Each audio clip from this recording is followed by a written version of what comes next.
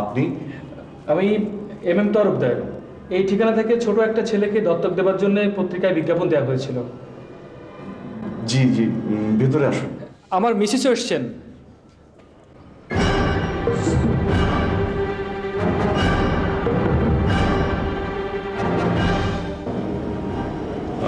রুবাই, আমার ছেলে রুবাই। চলো, এখানে আর এক মুহূর্তও নয়। Why, darling? This child seems to be a very nice boy. No, let's গো।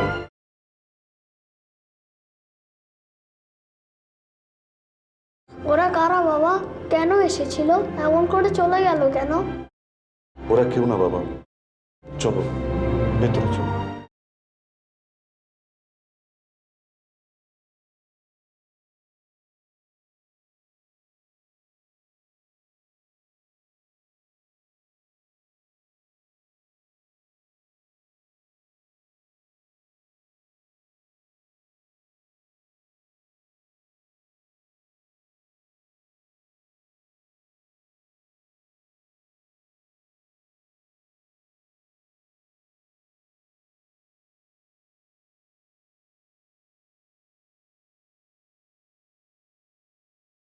রচনা, আমাদের আবার দেখা হবে এ আমার কল্পনার অতীত ছিল।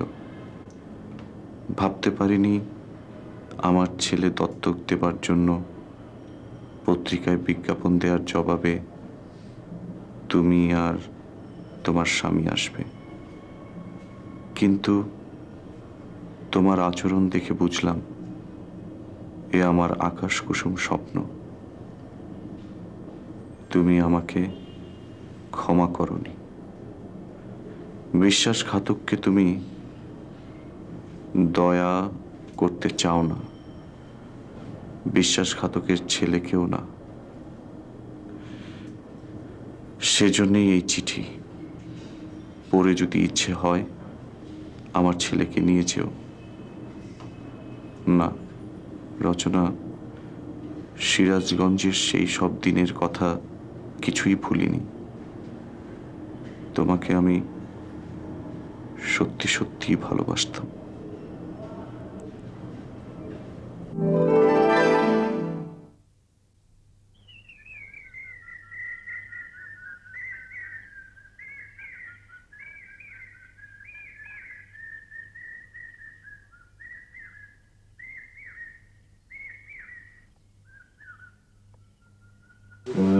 কার্যক্রম সংস্থান সেবাদন বিষয়ে অন্তর্ভুক্ত করা সম্ভব হয়নি। নির্বাচন প্রচেষ্টার উপর ভুলভ্রান্তি থেকে যাতে নিশ্চিত সংশোধন করা যাবে।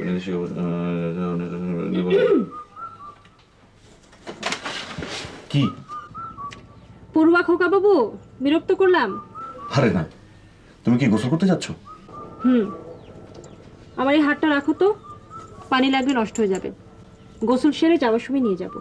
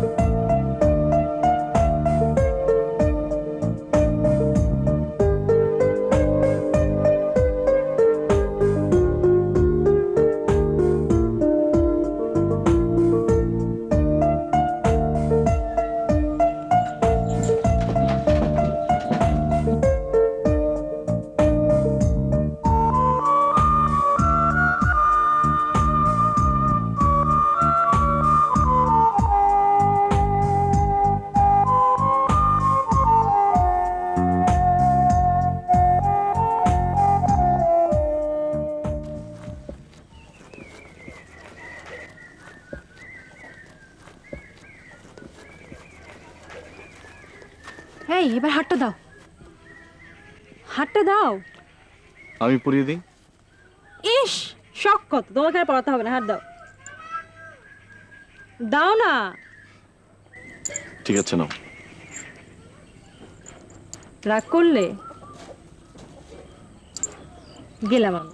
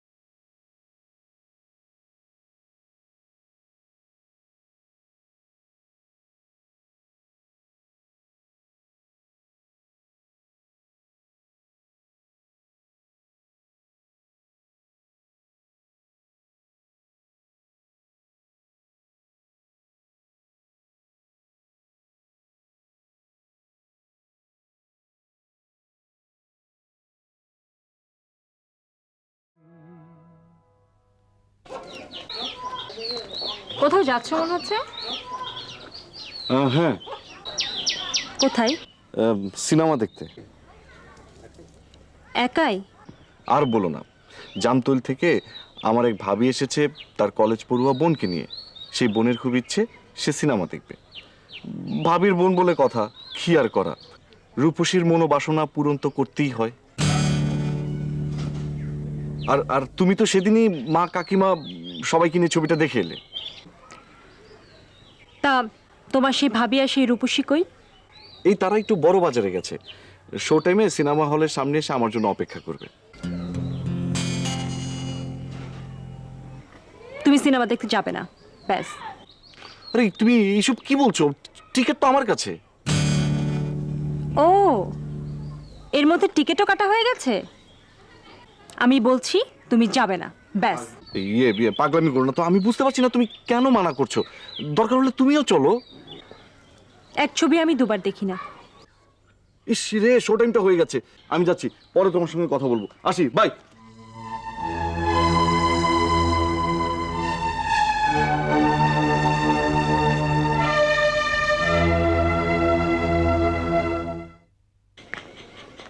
রচনা,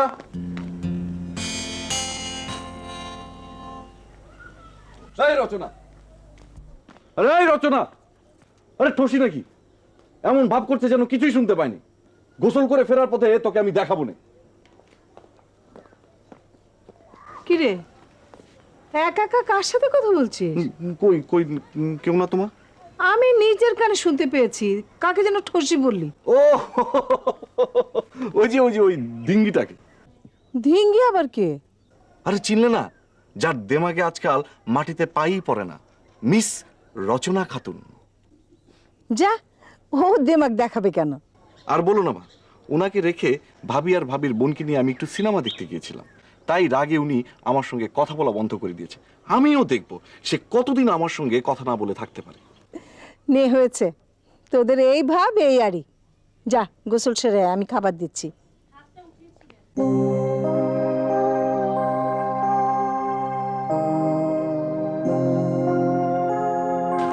কি ব্যাপার, দেবীর যে দর্শন নেই? কেন আমার কাছে কেন? যাও না ওই রাক্ষসীর কাছে যাও। রাক্ষসী? রচনা, সেটা আবার কে? আমি তো কিছুই বুঝতে পারছি না। ভান করো না, এমন ভাব করছো যেন তুমি কিছুই বোঝো না। পচ্ছার আমি যাব। রচনা, তুমি এমন করছো কেন? রচনা, সত্যি সত্যি আমি কিছু বুঝতে পারছি না। তুমি সত্যিই কিছু বুঝতে পারছো না? আমি তোমার সেই রূপসীর কথা বলছি।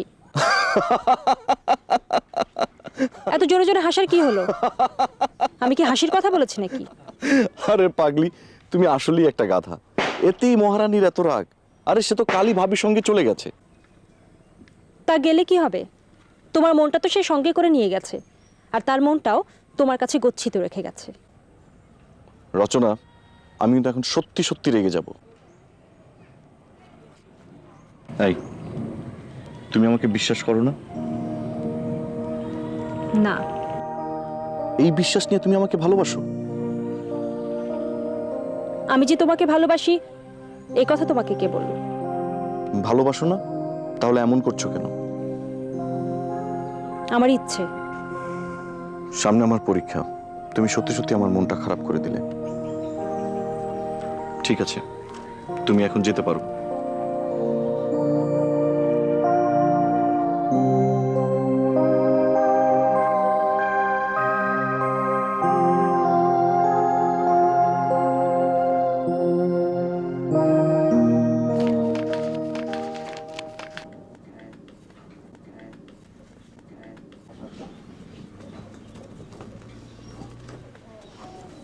আরে মামুন ভাই, তুমি?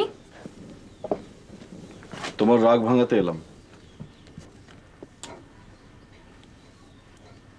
আজ পড়া নেই? পরীক্ষা তো এসে গেল। আমার পরীক্ষা নিয়ে তুমি ভেবো না। নিজের পরীক্ষায় পাশ করতে পারবে? আমি পাশ না করি, ফেল করব, তাতে তোমার কি? তাও ঠিক। তুমি পাশ করো বা ফেল করো, আমার কিছুই বলার নেই। আমি এসেছিলাম তোমার কাছে একটা জিনিস চাইতে। কি?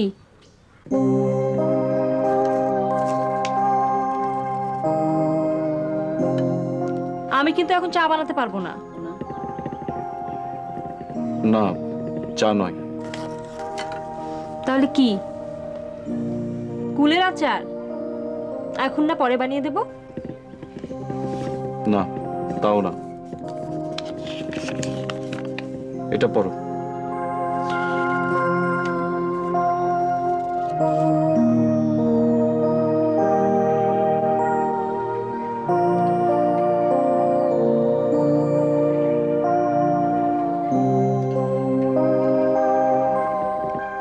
কি দেবে?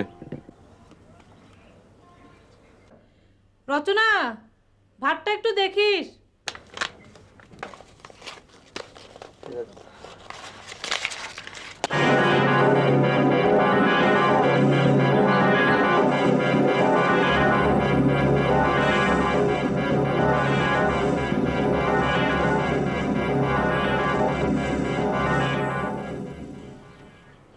কি দেব?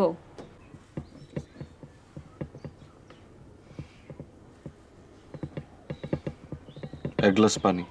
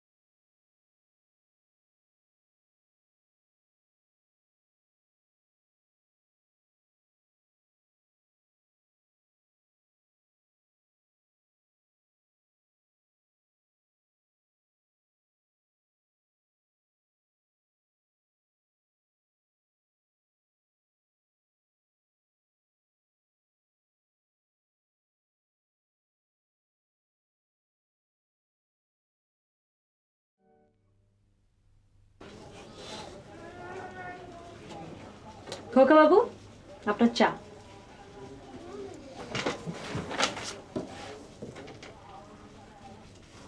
কি হলো?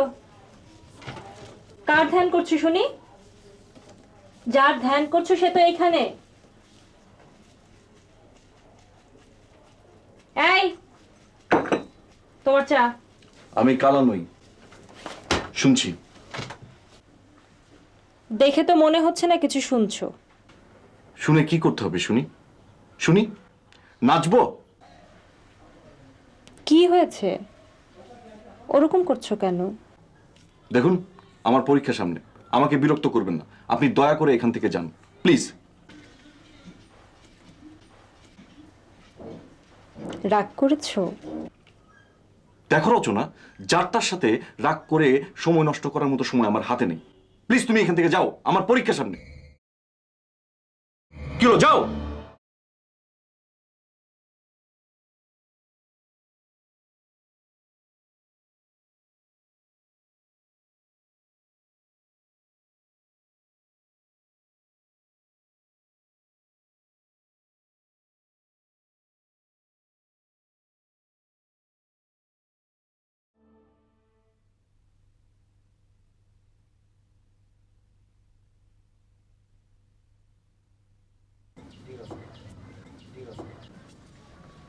চাচি। কিরে মা? হ্যাঁ, কি ছিল?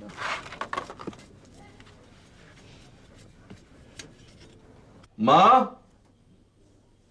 মা, কি রে খোকা? এক গ্লাস পানি দাও তো। রচনা, যা তো মা, খোকার একটু পানি দিয়ে।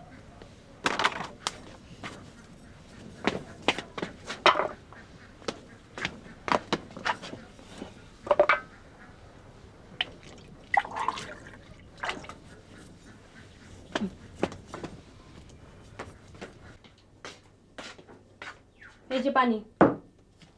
থাক, এখন আর আমি পানি খাবো না। কেন রে খোকা? তুই না এইমাত্র পানি চাইলি।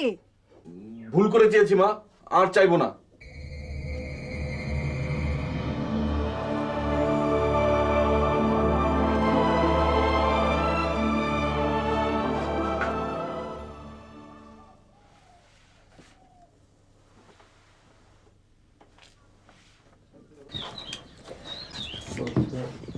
না, আমি নিব। একটা মাছ দি বাবা। না না না, আমি নিয়ে নেব।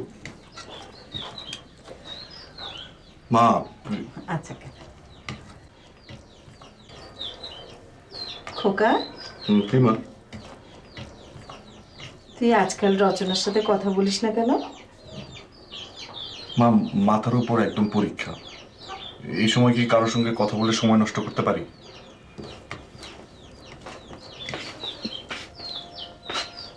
কি রে মা, খেয়েছিস? কি হলো বাবা, না খেয়ে উঠে পড়লি কেন? মা, এখন আর খেতে ইচ্ছে করছে না। খোকা,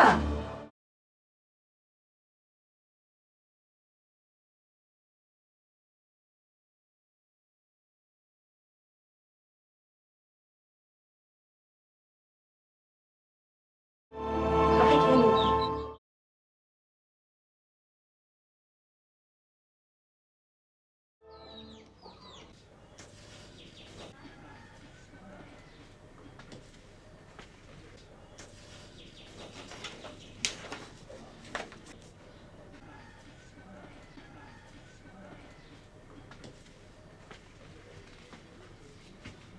এই যে পড়ুয়া পণ্ডিত মশাই, আমাকে এত কষ্ট দিচ্ছ কেন? আসামির অপরাধে বাদী পক্ষের ফাঁসি, এ কোন বিচার? এই কদিনে কথার খুব উন্নতি হয়েছে, ওকালতি পড়লে ভালো করতে। তুমি সেদিন আমার কাছে যা চেয়েছিলে, এই যে আমি সেটা এনেছি। কি হলো নাও?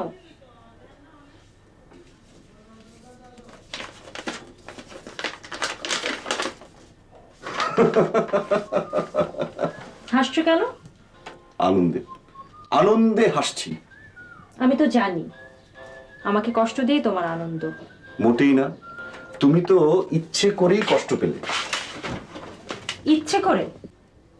সামান্য একটা চিঠির জন্য? তোমার কাছে সামান্য হতে পারে, কিন্তু আমাকে লেখা তোমার একটা চিঠি আমার কাছে অসামান্য, অমূল্য সম্পদ। আমি এমন পাগল দেখিনি। চিঠির কি প্রয়োজন? আমি তো সব সময় তোমার কাছেই আছি। সে তুমি বুঝবে না। আমি অবসরে তোমার চিঠি বের করে করে পড়ব। খুব ভালো। সামনে পরীক্ষা, পড়া বাদ দিয়ে লুকিয়ে লুকিয়ে প্রেমিকার চিঠি পড়বেন। আমি এখন যাই। দাঁড়াও, তার আগে বলো তুমি আমাকে ক্ষমা করেছো? তুমি কি কোনো অপরাধ করেছো? এই যে তোমার সাথে কথা বন্ধ করে তোমাকে কষ্ট দিলাম। তাতে কি? তুমি তো আনন্দ পেয়েছো। এভাবে বলো না। এই যে আমি কথা দিচ্ছি আর কোনো দিন তোমাকে কষ্ট দেব না। মনে থাকবে তো?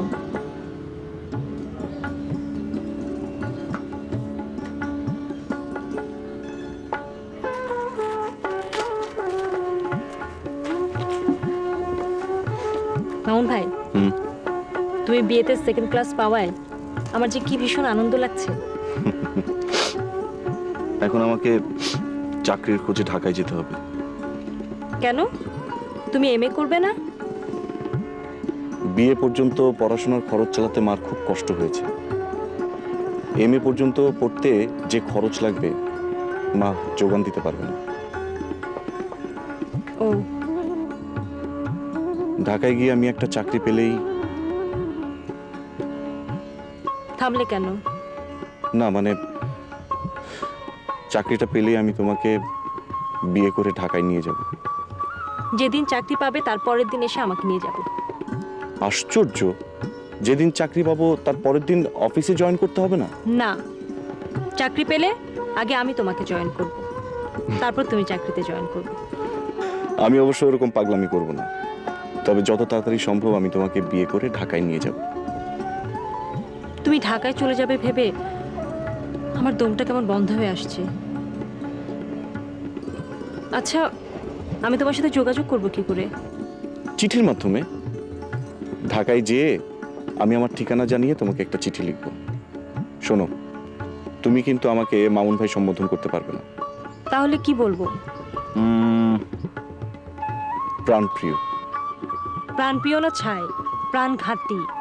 তাই সই, কোনো অসুবিধা নেই। তুমি আমাকে কি সম্বোধন করবে? ধর্মের পেতনি টেতনি এই জাতীয় কিছু আর কি। ইস, ছোট লোক কোথাকার। তুমি ঢাকা যাচ্ছ কবে? পরশুদিন। তুমি ঢাকায় গিয়ে কোথায় থাকবে? ওখানে আমার এক মামাতো ভাই থাকে, তার ঠিকানা নিয়ে যাচ্ছি। এত বড় একটা শহরে তুমি কিভাবে যে কি করবে আমার মাথায় কিছুই ঢুকছে না। তুমি এত ভেবো না তো, একটা ব্যবস্থা হবেই। চলো। ঢাকায় পৌঁছে কিন্তু চিঠি দিস বাবা, সাবধানে থাকিস। আর রফিককে আমার চিঠিটা মনে করে দিস কিন্তু। আর বলিস যত তাড়াতাড়ি সম্ভব তোকে যেন একটা চাকরি জোগাড় করে দেয় বাবা।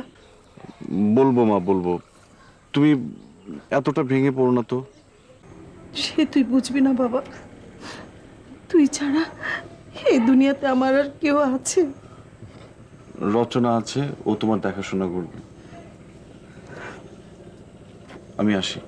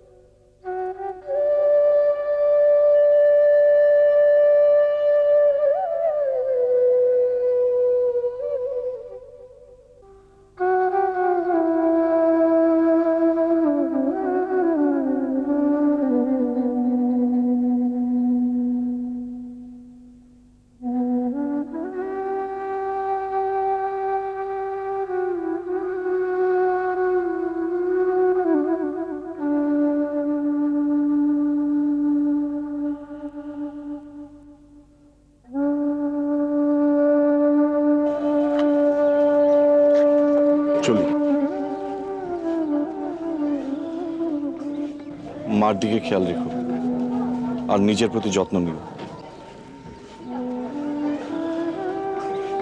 আমি ঢাকায় পৌঁছেই চিঠিতে আমার ঠিকানা জানিয়ে দেব। চিঠিতে মার আর তোমার খবরাখবর আমাকে জানিয়ে দেবে। আসি।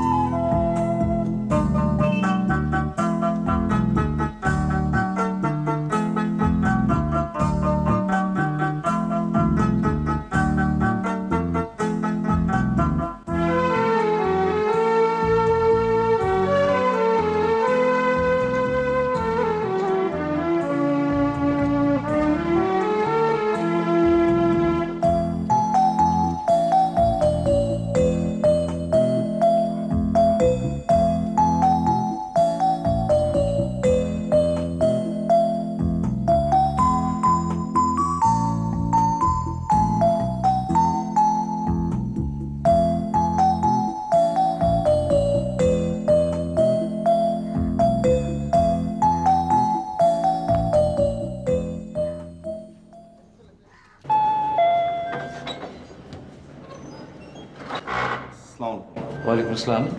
কে আপনি? এটা কি রফিক সাহেবের বাসা? হ্যাঁ, কিন্তু কাকে চাই? আমি মামুন, সিরাজগঞ্জ থেকে এসেছি। রফিক সাহেব কি বাসায় আছেন? আমি রফি। দুঃখিত, আসলে আমি আপনাকে চিনতে পারিনি। অনেক ছোটবেলায় দেখেছিলাম তো। মা আপনাকে একটা চিঠি দিয়েছেন। মা? আমি ঠিক ঠিক আছে, হ্যাঁ, আসুন আসুন, ভেতরে আসুন, ভেতরে আসুন, আসুন আসুন।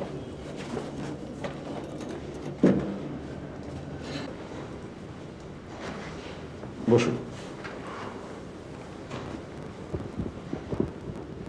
আপনি মনে হয় আমাকে ঠিক চিনতে পারেননি। আমার মা আপনার ফুপু হয়। আমার মার নাম বেনু। আপনি মানে তুমি বেনুফুপুর ছেলে? কিছু মনে করো না ভাই, আমিও তো তোমাকে সেই ছোটবেলায় দেখেছিলাম। বেনুফুপু আছেন কেমন? জি ভালো। আচ্ছা, আমাদের গ্রামের বাড়ি মুখবেলায়, মানে তোমার নানার বাড়িতে যাও না? জি, মা আমাকে বছরে একবার মুখবেলায় নিয়ে যান, তাও সেটা আমের মৌসুমে। আমার অবশ্য অনেক দিন মুখবেলায় যাওয়া হয় না। জানো মামুন, গ্রামের জীবনটাই ভালো ছিল। জ্যৈষ্ঠ মাসে সেই ঝড়ের মধ্যে সবাই মিলে লুটোপুটি করে আম কুড়াতাম। বেলফুলি গাছের বড় বড় আম কি যে সুস্বাদু ছিল। বেনুফুপ অবশ্য ঝড়ের মধ্যে কখনোই আম কুড়াতে যেতেন না। উনি ভীষণ ভয় পেতেন ঝড় দেখে। জি, আমি মার মুখে বেলফুলি গাছের আমের গল্প শুনেছি, কিন্তু গাছটা এখন আর নেই। এই দেখো দেখি, তোমাকে পেয়ে নস্টালজিয়ায় ভুগছি আর বকবক করে যাচ্ছি। বেনুফুপুর চিঠিটা দাও তো।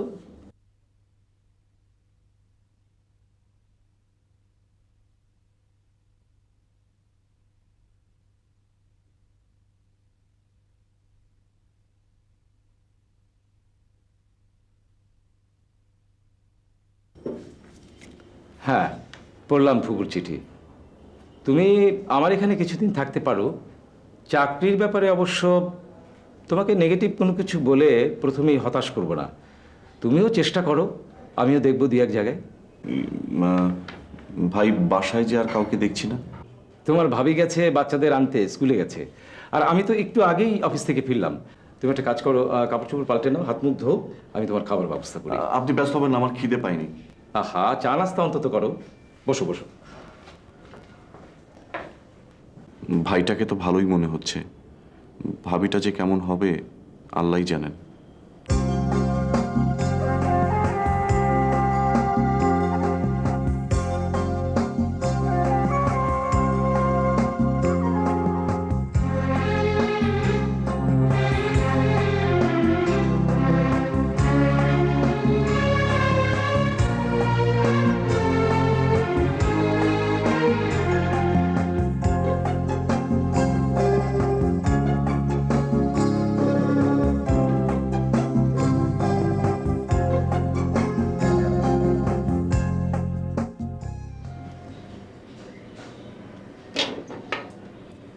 ঘুমোচ্ছ নাকি? না, বলো, শুনছি। 15 দিন তো হয়ে গেল। তোমার ওই ভাইয়ের চাকরি বাকরি কিছু হলো? দিনক্ষণ গুনে গুনে মনে রেখেছো দেখছি। আরে চাকরি পাও কি এত সহজ? তাহলে সেই কথাটাই তোমার ওই ভাইকে বলছো না কেন? কি বলবো? সেটাও কি আমাকে বলে দিতে হবে? আস্তে কথা বলো, ও জেগে থাকলে সব কথা তোমার শুনতে পাবে। শুনুক, আমি তো শোনাবার জন্যই বলছি। ছি ছি রুবি। আচ্ছা, মামুন যদি তোমার আপন ভাই হতো তাহলে তুমি কি করতে? হ্যাঁ, ছেলেটা তো তোমার আপন ভাই না। কি আশ্চর্য, মামুন আমার আপন ভাই না হলেও বেনুফুপু বড় আশা করে আমার কাছে পাঠিয়েছেন, সেটা তুমি বুঝতে পারছো না? তাই বলে এই বাড়তি খরচের বোঝা তুমি দিনের পর দিন বহন করবে না? আহা, ঠিক আছে ঠিক আছে, এখন ঘুমাও, পরে দেখা যাবে, দেখি কি করা যায়। হ্যাঁ, দেখো।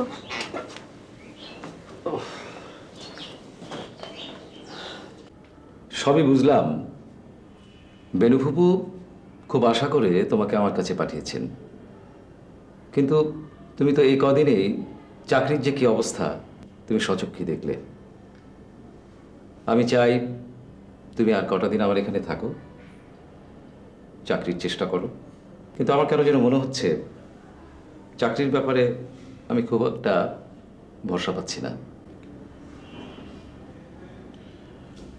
রফিক ভাই, আমি তো আপনাকে সব কথা খুলেই বলেছি। আচ্ছা আচ্ছা, ঠিক আছে, আমি এই কটা দিন না হয় আপনার এখানে থাকি, সামনের মাস থেকে অন্য কোথাও চলে যাব। অন্য কোথাও মানে? কোথায় যাবে তুমি? মেসে টেসে উঠে যাব। মেসেজে উঠবে? টাকা লাগবে না? আমি আসার সময় মা আমার সঙ্গে কিছু টাকা দিয়েছিলেন। কত টাকা? 1200।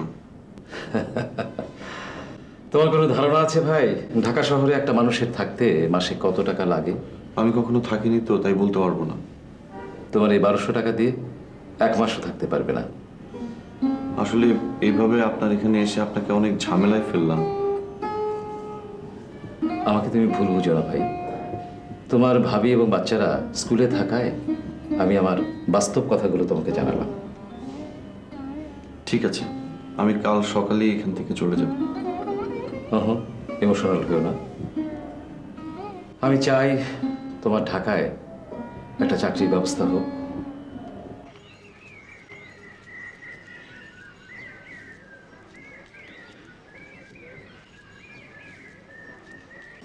আরে মামুন না, এই মামুন।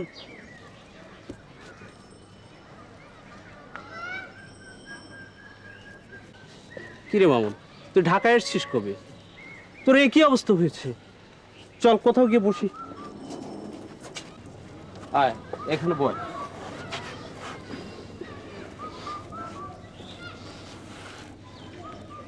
তরুণ, তুই কি চাকরি করছিস?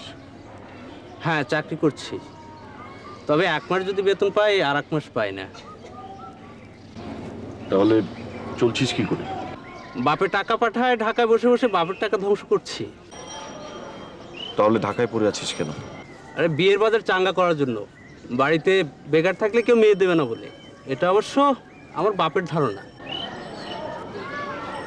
আমাকে একটা চাকরি জোগাড় করে দিতে পারবি? আমারটাই তোকে দিয়ে দিতে পারি। ঠাট্টা করছিস? না, সিরিয়াসলি। কিন্তু যে মাসে বেতন পাবি না সে মাসে চলবে কি করে? বাদ দে, আসিস কোথায় সেটা বল। ঢাকায় এক মামাতো ভাইয়ের বাসায় আছি, কিন্তু কিন্তু কি, ওখানে আর থাকা যাবে না? এই তো, তুই ইচ্ছে করলে আমার মেসে কদিন থাকতে পারিস। তার আগে আমার একটা চাকরি দরকার। চল তো, আমার ওখানে কদিন থেকে চাকরির চেষ্টা করবি। যদি কিছু নাই হয় সিরাজগঞ্জ ফিরে যাবি। না, সিরাজগঞ্জে আমি ফিরে যাব না। আচ্ছা ঠিক আছে, অবস্থা বুঝে ব্যবস্থা হবে। চল এবার উঠি।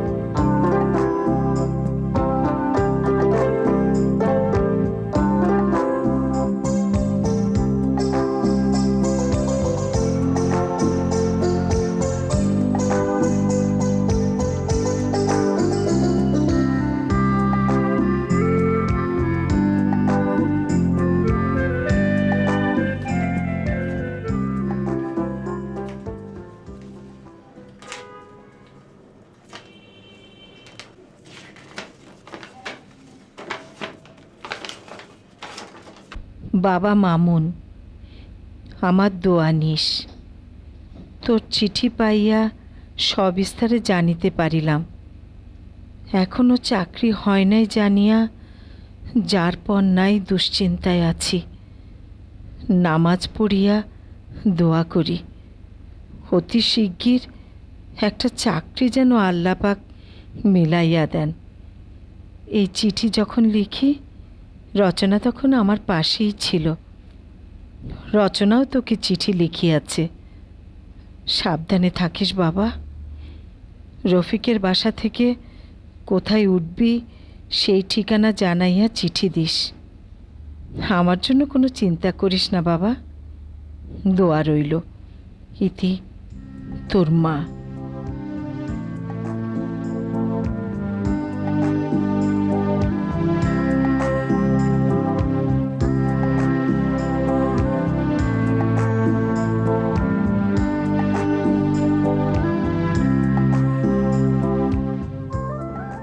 এই যে ভাই, কি ব্যাপার ভাই? আমি এই অফিসে একটা ইন্টারভিউ দিতে এসেছিলাম। তো ইন্টারভিউ তো শেষ হয়ে গেছে। কিন্তু ইন্টারভিউ 10টার সময় নেওয়ার কথা ছিল। কিন্তু এখন বাজি কয়টা? 10:30। একটু দেখুন না, এমডি স্যারকে বলে খুব উপকার হয় প্লিজ। একটু দাঁড়ান, আমি দেখি। Thank you. কি করে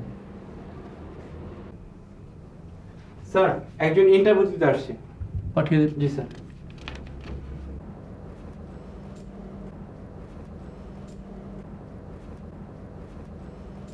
এই যে আসুন, স্যার আপনাকে ডাকে। আসতে পারি? Oh yes, come in.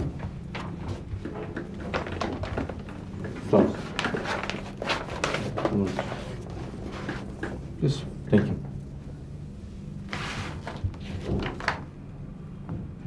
স্যার, আপনার এখানে আমার চাকরিটা হলে আমি সারা জীবন কৃতজ্ঞ থাকবো।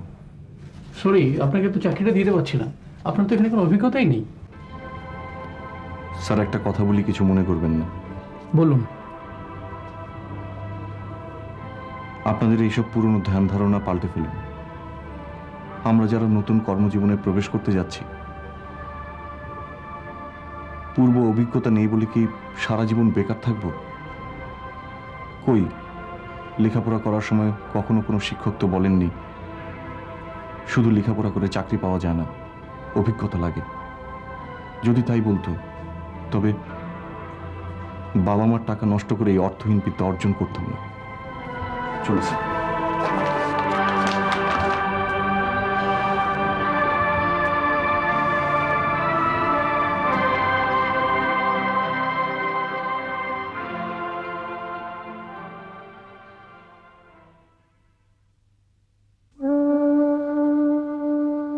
রচনা, আজও তোমার চিঠি পেলাম।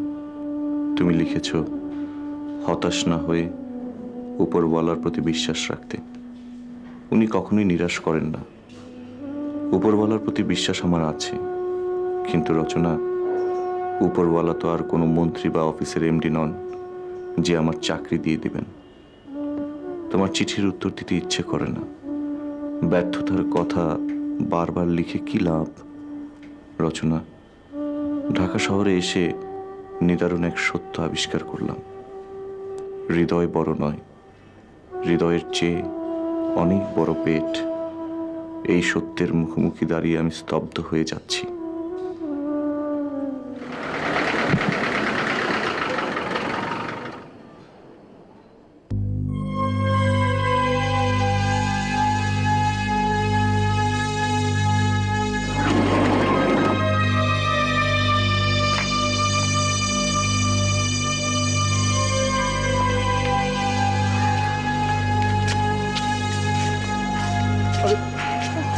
সরি, আপনি আপনি আপনি কিন্তু বলবেন না যে আমি কোন দিকে যাচ্ছি। হ্যাঁ, প্লিজ প্লিজ। হ্যাঁ, সরি।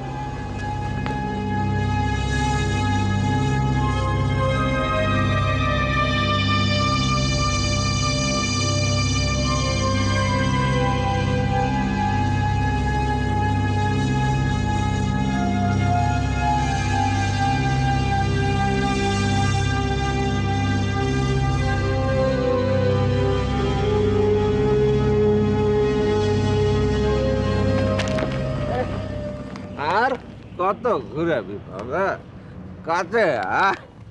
নারুদা, নারায়ণ সাহা, আমাদের সিরাজগঞ্জের ভদ্রঘাটের রেবুটি সাহার বড় ছেলে। নারুদা, নারুদা, আমি মামুন। মামা, তুমি এখানে কি করছো? এমনি নারুদা, কিছু করছি না। এমনি এমনি এই পার্কে ঘুরে বেড়াচ্ছ, হাওয়া খাচ্ছ? আমার একটা চাকরির খুব প্রয়োজন।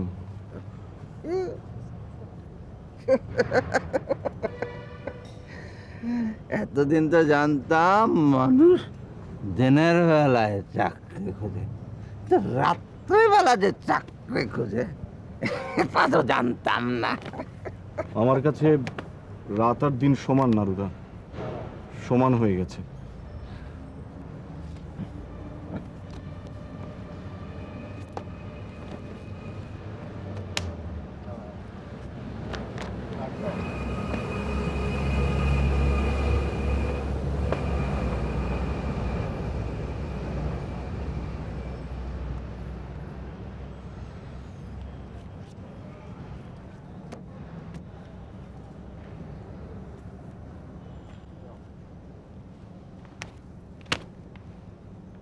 এটা আমার কার্ড, এখানে আমার অফিসের নাম ঠিকানা সব আছে। তুমি কাল কাল অবশ্যই আমার অফিসে দেখা করো, ভুলো না কিন্তু।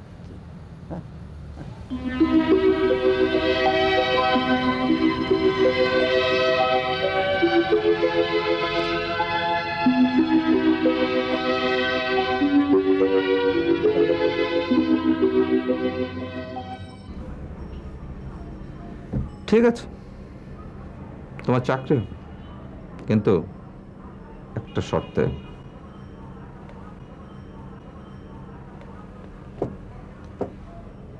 কালকে রাত্রের যে ঘটনাটা, এটা ঘুণাক্ষরও কেউ জানতে পারবে না। বুঝতে পারছো, এই সংসার নিয়ে বিব্রতকর একটা অবস্থায় পড়তে হবে। স্ত্রী, পুত্র, কন্যা, পরিজন, বুঝছো তো বাবা? ঠিক আছে, আপনি নিশ্চিন্ত থাকুন, কেউ জানবে না। Good, very good. তোমার চাকরি এখানে কনফার্মড। আমি ম্যানেজারকে বলে দিচ্ছি, পরশু থেকে জয়েন করবে। আর যাওয়ার সময় অ্যাপয়েন্টমেন্ট লেটারটা নিয়ে যাও, ঠিক আছে? ধন্যবাদ। আসি, আসসালামু আলাইকুম।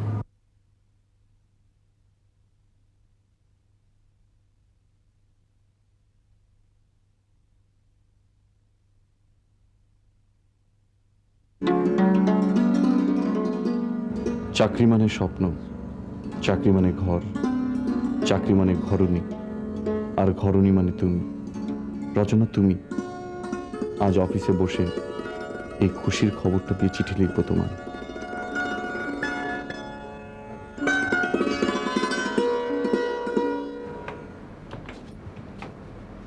আসসালামু আলাইকুম।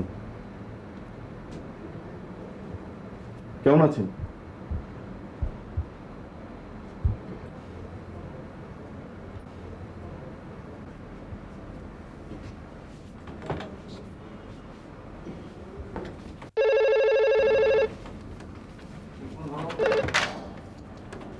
কি বলছেন?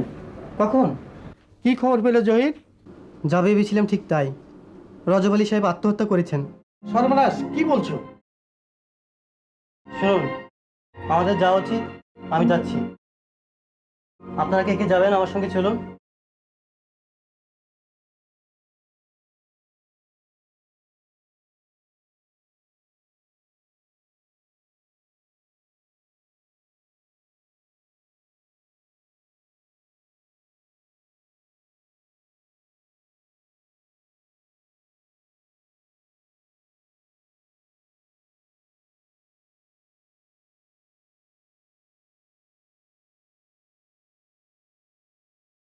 কি হচ্ছে ভাই? কাঁদছেন কেন? অফিসে সবাই কোথায় গেল? কে আত্মহত্যা করেছে? আচ্ছা, আমাকে কেউ কিছু বলছে না কেন? স্যার, এরা মিশামিশি আপনার উপর রাগ করতেছে স্যার। এতে আপনার কোনো দোষ নাই। রজব আলী স্যারের ভাগ্যেই ছিল এরকম। রজব আলী স্যারকে? আপনি যে জায়গায় কাজ করতেছেন সেই জায়গায় রজব আলী স্যার কাজ করতেন। স্ত্রী আর এক বিবাহযোগ্য কন্যা নিয়ে তার সংসার। কয়েকদিন আগে স্ত্রী মারা গেছেন। মেয়েটারও বিয়ের দিন তারিখ ঠিক ছিল। হঠাৎ করে এই সময় চাকরিটা চলে যাব উনি বুঝতে পারেনি স্যার। কাল রাতে বাসায় ফিরা উনি আত্মহত্যা করছে স্যার।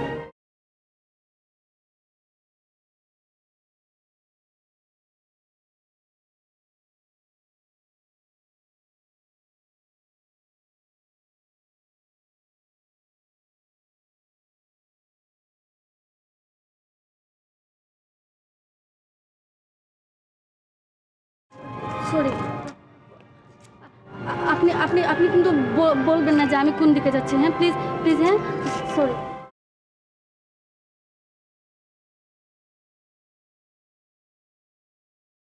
এটা আমার কার্ড। এখানে আমার অফিসের নাম, ঠিকানা সব। তুমি কাল কাল অবশ্যই আমার অফিস ভুলো না কিন্তু।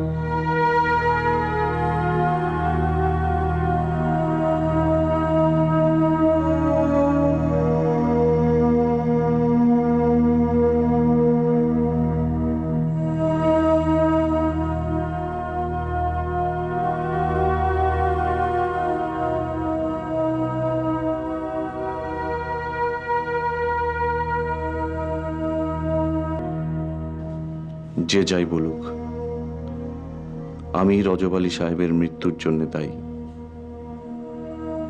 আমি কালই অফিস থেকে ঠিকানা জোগাড় করে রজব আলী সাহেবের বাসায় যাব। আমার এখন তার অসহায় মেয়েটির পাশে গিয়ে দাঁড়ানো উচিত। তা না হলে আমি এই যন্ত্রণা থেকে রেহাই পাব না। না, রেহাই পাব না।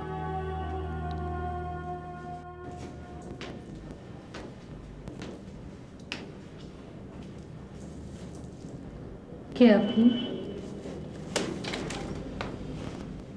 আমি আপনাদের আপন কেউ নই। আপনি কি রজব আলী সাহেবের? জি, আমি তার মেয়ে। আমি আপনার বাবার একজন শুভানুধ্যায়ী। তার দুঃসংবাদ শুনে। বসুন। ধন্যবাদ।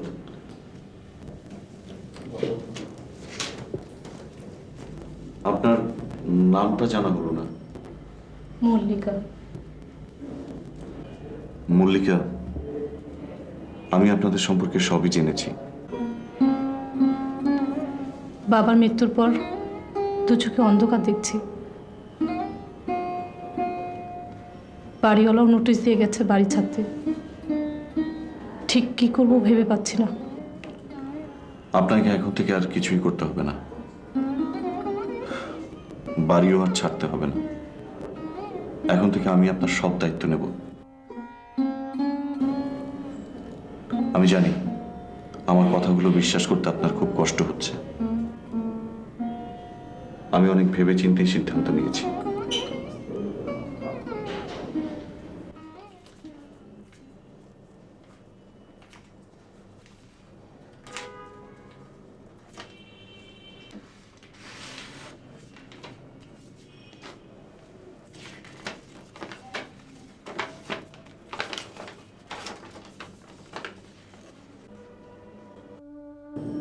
প্রাণপ্রিয়, আমার বিয়ে ঠিক হয়েছে রাজশাহীতে এক বড়লোকের ছেলের সঙ্গে। অনেক কান্নাকাটি করেছি, বাবা মা কান দেননি। এখন তুমি ভরসা। চাকরি পাও আর না পাও, অবিলম্বে এসে আমাকে তুমি উদ্ধার করো। তোমার সঙ্গে পালিয়ে যাব আমি। তোমার রচনাকে তুমি বাঁচাও। তোমার রচনা?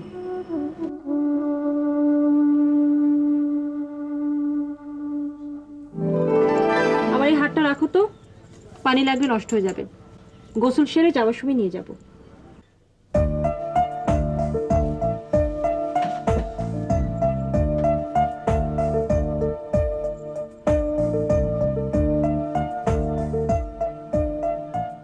হাতটা দাও। আমি পরিয়ে দিই। ইস, শখ কত, তোমাকে আর পড়াতে হবে না। হাত দাও, দাও না। এই যে আমি কথা দিচ্ছি, আর কোনো দিন তোমাকে কষ্ট দেব না। মনে থাকবে তো? রচনা, যে আগেই মৃত সে কি করে অন্যকে বাঁচাবে? বিধাতা যা করছেন ভালোই করছেন। তোমার বিয়ে হোক বড়লোকের ছেলের সঙ্গে। তুমি সুখী হও, এই প্রার্থনাই করি। রচনা, আচমকা একটা ধূলি ঝড়ে তোমার জীবন থেকে আমি ছিটকে পড়লাম অন্য আরেকজনের জীবনে। এখন আর আমার ঘটনার ইতিহাস তোমাকে জানানো অর্থহীন। অর্থহীন।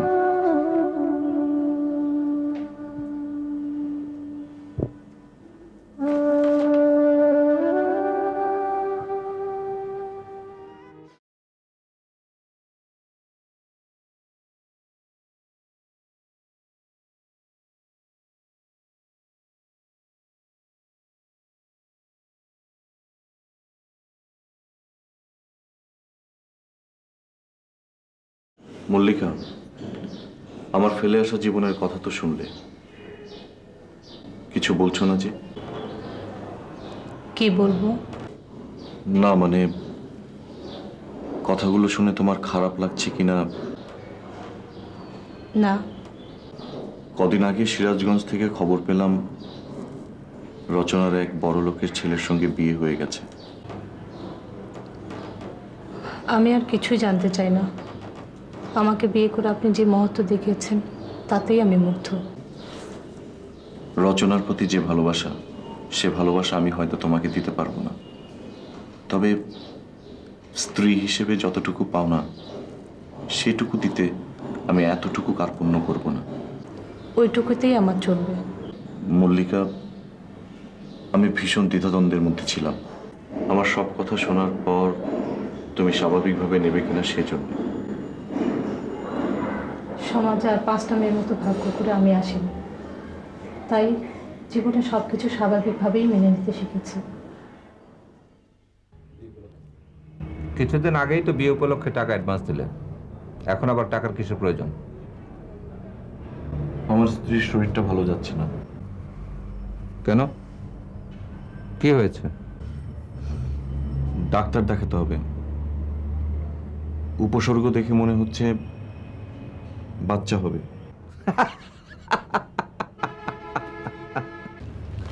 আপনি হাসছেন কেন? আমি কি হাসির কথা বলেছি? You are an idiot. এত তাড়াতাড়ি কেউ বাচ্চা কাচ্চা নেয়? এনিওয়ে, কত টাকা লাগবে? 1000 টাকা হলেই চলবে। ঠিক আছে, আমি অ্যাকাউন্টসকে বলে দিচ্ছি, নিয়ে যেও। আর এখন কাজে যাও।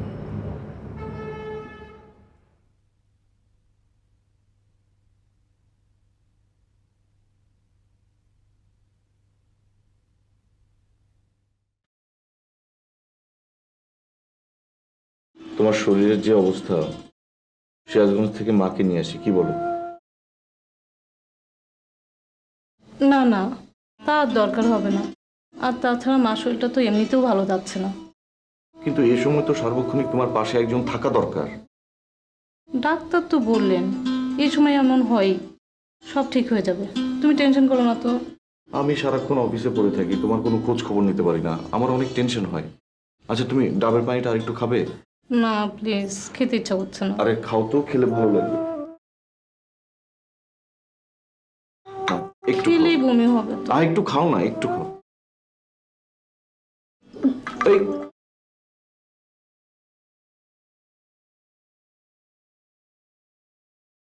চলো।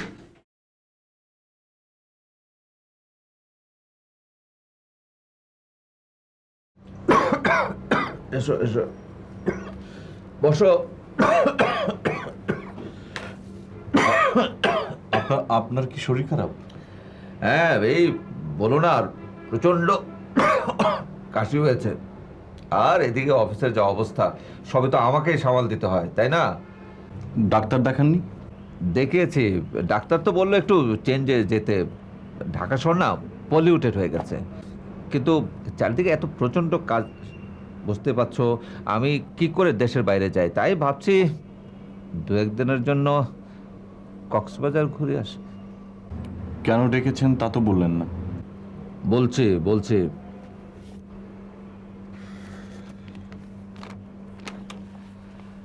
এই খামটা রাখো,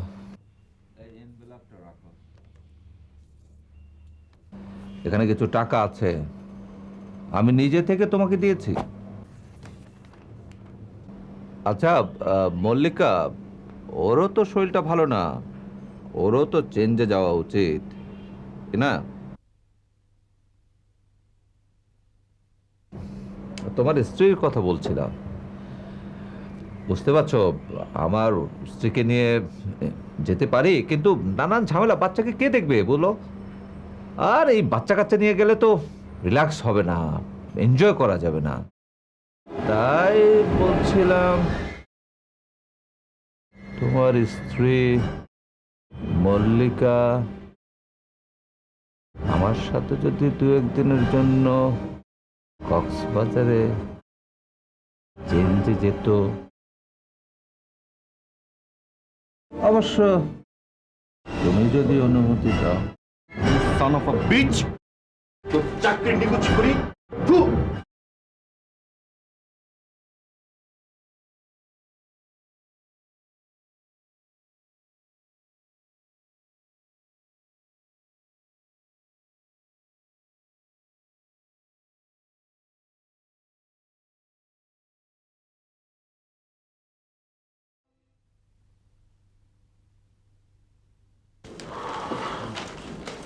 কি হয়েছে তোমার? শরীর খারাপ করেনি তো? না না, শরীর খারাপ করিনি। তাহলে তোমাকে এমন দেখাচ্ছে কেন? তুমি কি কোনো কিছু আমার কাছে লুকাচ্ছ? আরে কি আবার লুকোবো, চাকরিটা ছেড়ে দিলাম। চাকরি ছেড়ে দিলে? কিন্তু কেন? এমনি, আমার কাছে আর কিছু জানতে চেও না তো? এমন সময় চাকরি ছেড়ে দিলে? কিন্তু আমাদের চলবে কি করে? এত হতাশ হলো না, একভাবে না একভাবে চলবেই। দরকার হলে আরেকটা চাকরি খুঁজে নেব। Telegram Telegram.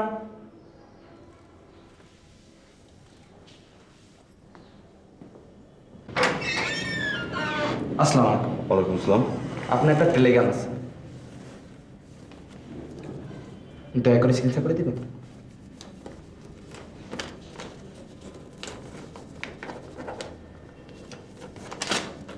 ধন্যবাদ, আসি। আসসালামু আলাইকুম। আসসালাম।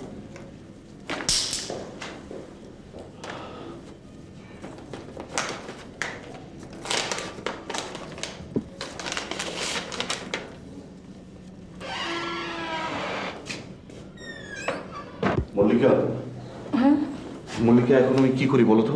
মার অবস্থা গুরুতর, আমাকে এক্ষুনি সিরাজগঞ্জ যেতে হবে, কিন্তু তোমাকে কার কাছে রেখে যাই? তুমি কোনো চিন্তা করো না, পাশে পাশে ভাবি তো আছে। তুমি তৈরি হয়ে নাও, হাত মুখ দিয়ে এসো, যাও, আমি খাবার দিচ্ছি। না না, এখন আর খাবো না, ট্রেনের সময় হয়ে যাচ্ছে। আচ্ছা, আমি কি একটু পাশে পাশে ভাবিকে বলে যাব? না না, তার দরকার হবে না, ভাবি এমনিতে অনেক খোঁজ খবর রাখে, তুমি কোনো চিন্তা করো না। ঠিক আছে, তুমি নিজের দিকে খেয়াল রেখো, আমি মার অবস্থা বুঝে কালই চলে আসবো। ঠিক আছে।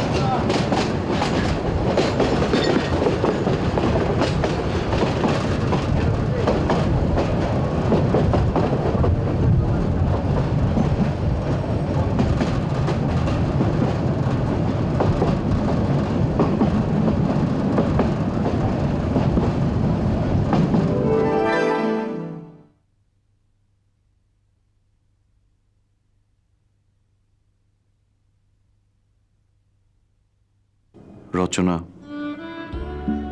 সেদিন সিরাজগঞ্জে পৌঁছে মাকে আর জীবিত পাইনি। ম্যাসিভ হার্ট অ্যাটাকে মা চিরতরে চলে গেলেন। ফিরে এলাম ঢাকায়, চাকরি নেই। ঘোর দুর্দিনে রুবাইয়ের জন্ম হলো। মল্লিকার শরীরও ভাঙতে শুরু করলো। মল্লিকাও একদিন পৃথিবী ছেড়ে চলে গেল। ছেলেকে নিয়ে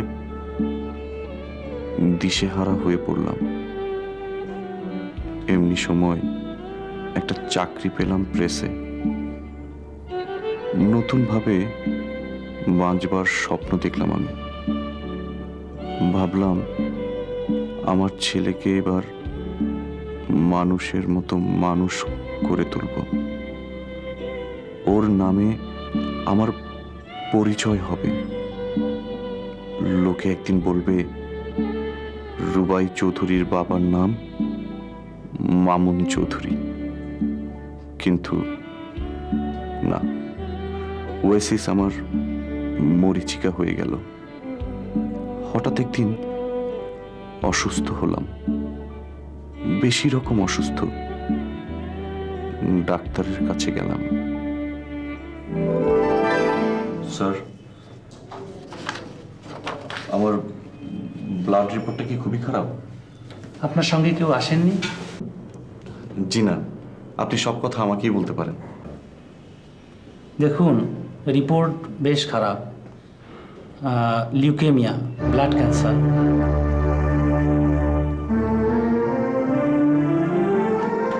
blood cancer?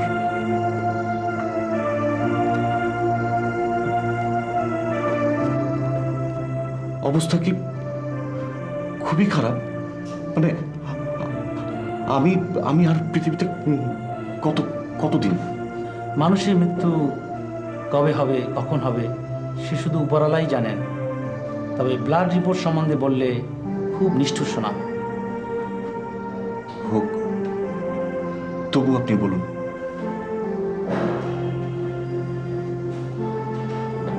I am sorry. You may survive for another 1 year maximum.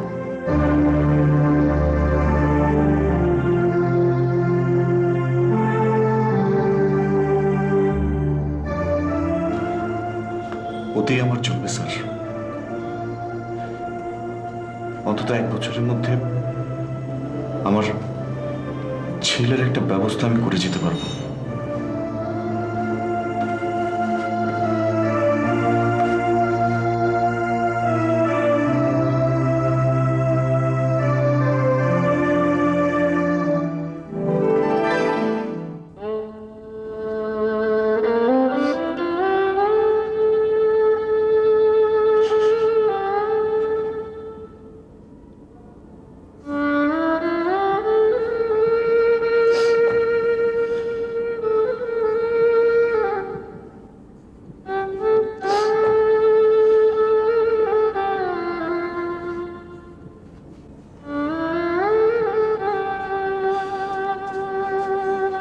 বাবা তুমি এখানে?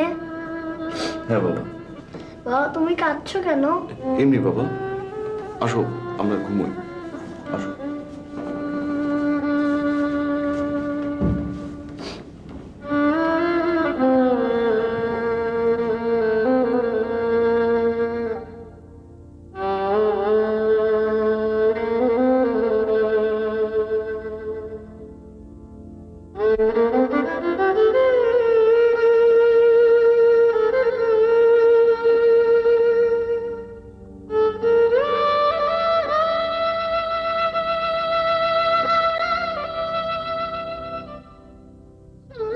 রচনা,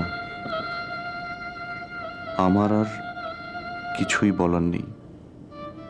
এই চিঠি পড়ে যদি তোমার ইচ্ছে হয় আমার ছেলেকে নিয়ে যেও, পরপারে গিয়ে এটা ভেবে অন্তত শান্তি পাবো আমার ছেলে আমার রচনার কাছে মানুষ হচ্ছে। ইতি মামুন।